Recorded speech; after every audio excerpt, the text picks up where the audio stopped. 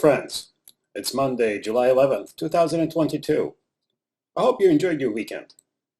In this video, I'd like to cover a medley of news coming out of Ukraine and Russia as I see them both in the Western mainstream media and in Russian and Ukrainian news sources. Please hit the like button, and if you aren't a regular, please subscribe to my channel. I'd like to make videos on a variety of topics covering news, politics, and philosophy.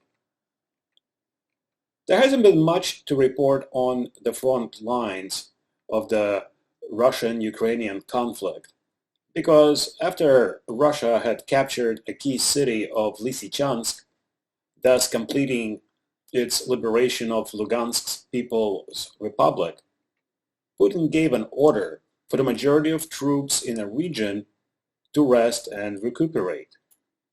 This so-called operational pause allows the Allied militaries to prepare for another offensive push. This is an assessment by the Institute for the Study of War, a Western-based think tank. Russian military analysts also support this analysis. However, what the experts cannot agree on is where Russia will begin its offensive. Some predict a move toward Kharkiv. Others predict activity around Donbass. And I'm not an expert and have no opinion of my own. Time will tell. I should note that the operational pause didn't mean a pause in fighting or bombardments. Russian Federation military continues to strike targets in Ukraine, both on the lines of contact and deep inside Ukrainian territory, using cruise missiles, multiple launch rocket systems, and conventional artillery. I think it's a good point for me to recall a video I made in which I suggested that Ukraine, incapable of winning militarily, is focusing its energy primarily in the information war department, even when doing so directly kills its soldiers, as was the case with the raising of flag on Zmeiny Island. This idea finds additional evidence in a news story I'm about to discuss. In a number of public statements, Ukrainian officials have announced that Ukraine will begin a counterattack, and even indicated that it will take direction in the area just west of Kherson, if we were to take this statement by the Ukrainian officials seriously. And we cannot. Ukrainian officials have continuously discredited themselves throughout the past 5 months. It is impossible to believe them at this point regarding anything they say or promise. This isn't some Russian propaganda, but an observation based on following the news intently for the last 5 months. This is something I have been warning of all along.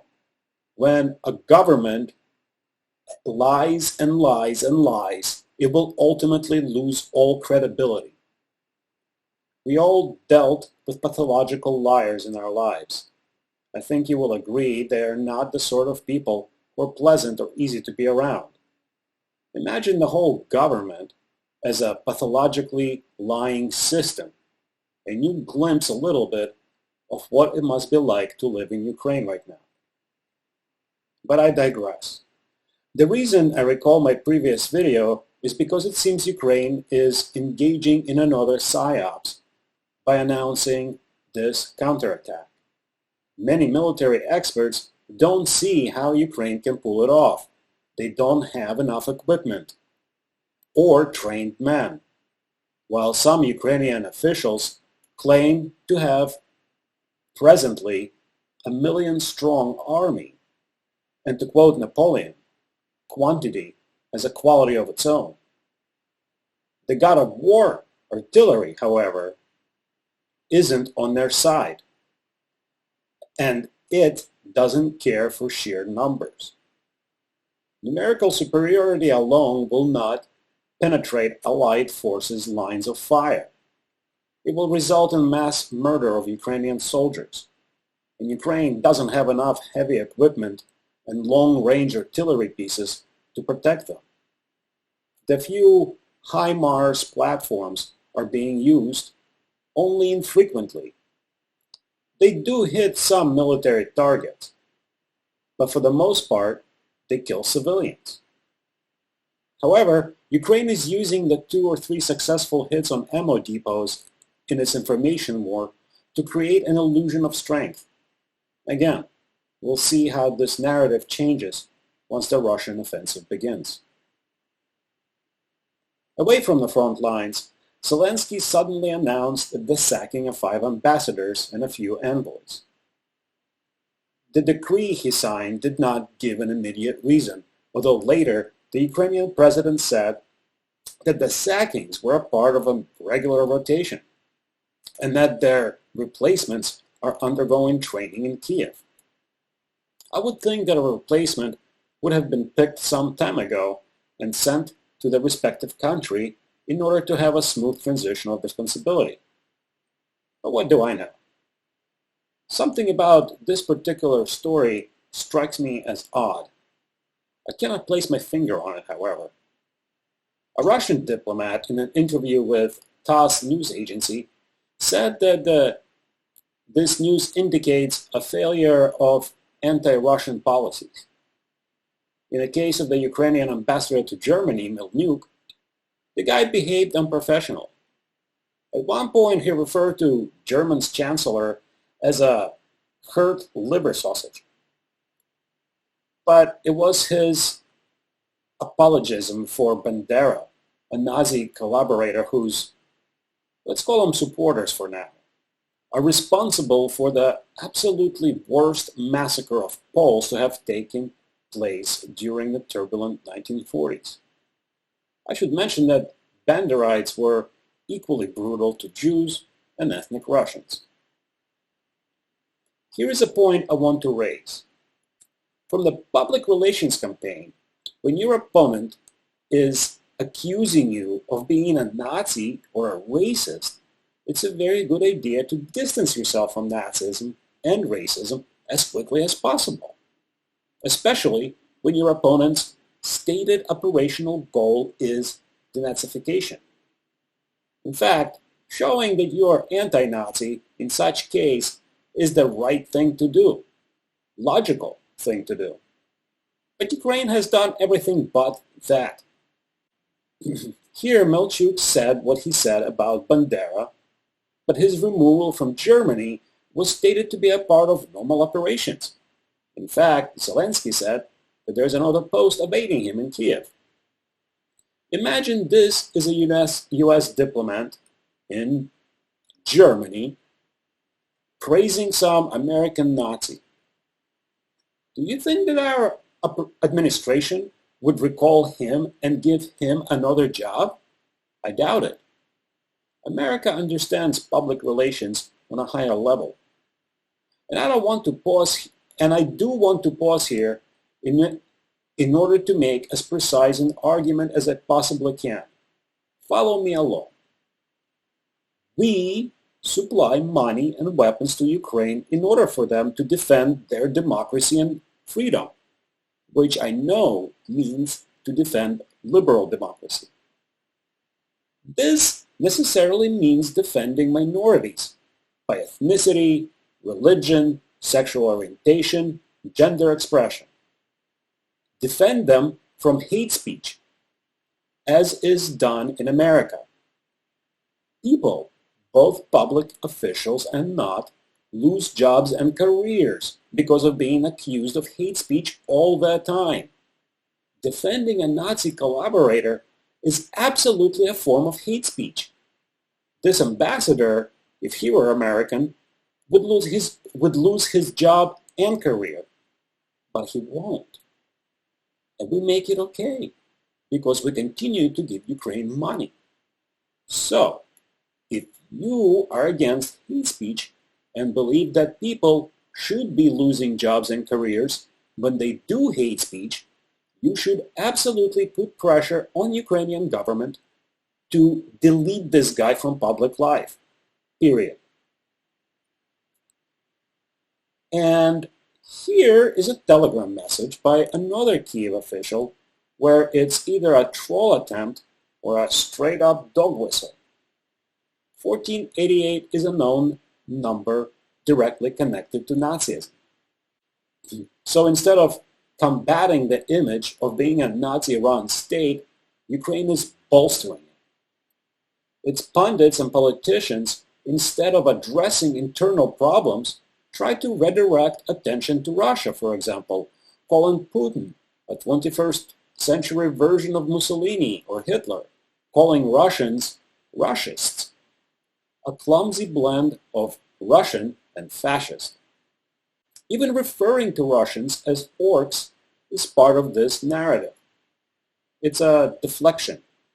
Ukraine can and should show the world that it is serious about suppressing hate groups and organizations that do hate speech.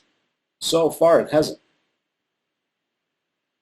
In a news possibly related to the sacking of the Ukrainian ambassador to Germany, it seems that after a couple of weeks of preparation in a form of manufacturing consent, Germany is ready to buckle under its own need for Russian energy. The country will allow the export of a crucial component, a turbine necessary for maintaining the flow of Russian gas into Germany. The turbine was being serviced by the German corporation Siemens in Canada.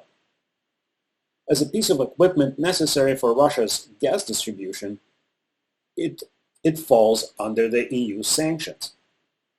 Russia made it known that without the turbine, it may not be able to supply Germany with a normal flow of gas. In turn, German newspapers and media began publishing stories about the impending economic collapse if Germany would not be able to get the gas it needs for its economy to function.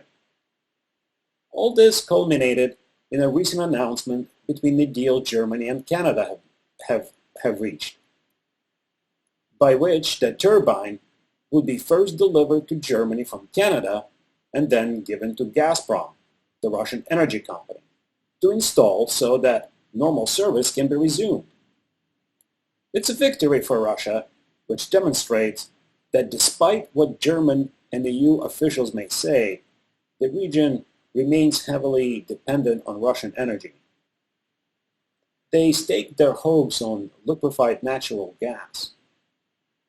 But liquefied natural gas imported from the US cannot replace what Russia is supplying. This is because the US doesn't produce enough of it. And crucially, there are no ships that could carry it across the Atlantic. Additionally, Europe has few LNG terminals and processing facilities to aid in a process of converting, that is, deliquefying this LNG in order for it to be used in its energy grid. Perhaps the inability by the Ukrainian diplomat to pressure Germany to maintain the sanctions contributed to his sacking. Kiev certainly makes it clear that Nazi apologism isn't something that it considers a problem.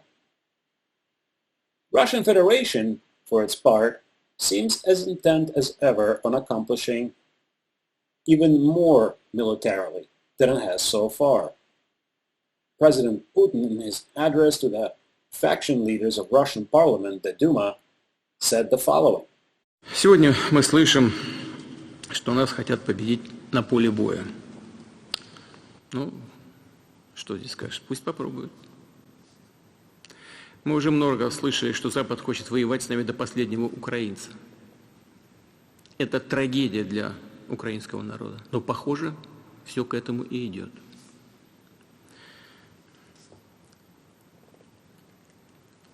Но все должны знать, что мы-то, по большому счету, всерьез пока еще ничего и не начинали. При этом мы не отказываемся и от мирных переговоров, но те, кто отказывается, должны знать, что чем дальше, тем сложнее им будет с нами договариваться. His words were later clarified by his spokesperson to mean military intensification.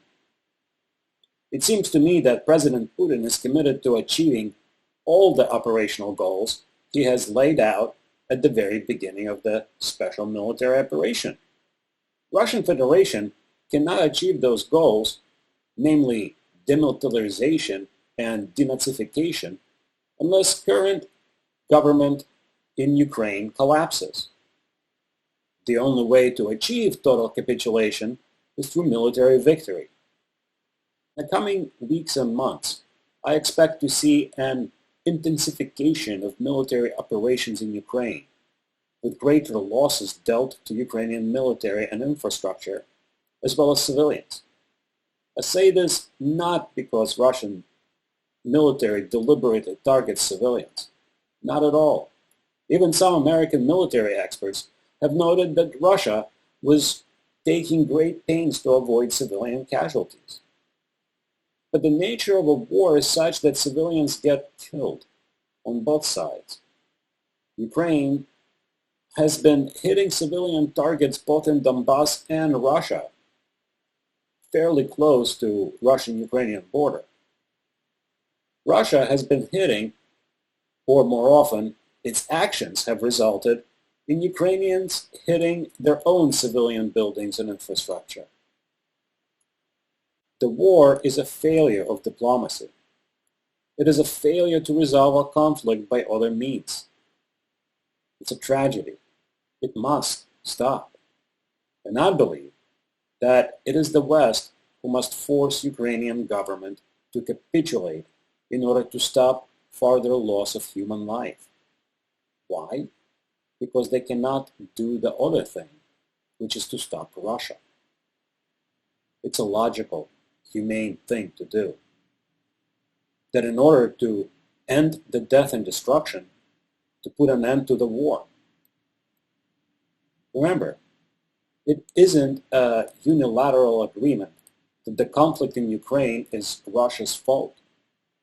The West has absolutely had a hand in it, in stoking the flames of nationalism, aiming them, allowing them to terrorize anti-nationalist population in central and eastern Ukraine, providing intelligence support during the 8 years of the civil war in Donbass. The West must absolutely take responsibility for its actions and force Ukraine to negotiate peace. Yes, this will mean that Russia will win. The terms of Ukrainian surrender will necessarily look exactly like Russia is meeting its operational goals. But the country will remain. Tens of thousands of people will survive who will otherwise die. Again, if another way was possible, if it was possible to force Russia to stop, I would argue that this option should also be pursued. But the experience on the ground has shown that Ukraine cannot stop Russia militarily.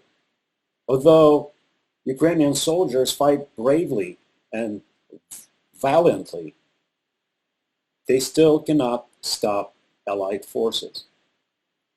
And sanctions aren't doing what they were supposed to do. They're not stopping Russia. They're mostly hurting the West and have already done the most terrible damage imaginable. Russia turned away from Europe economically and embraced China. And that will result in years and years of economic and military conflicts around the world. Once again, my gloomy predictions are best counterbalanced by something pleasant. Check out these puppies playing in the snow. Aren't they a sight? I love animals, especially dogs. I recently adopted one. Her name is River, and she really makes me happy. If we feel disconnected and sad because of the news we hear and see every day, adopting a pet may be one way to lift your spirits and to change your outlook on life. Cats are okay, but I recommend a dog. They make the best of friends. This is all I have for you today. I hope you enjoyed this video. I'll see you in the next one. Bye.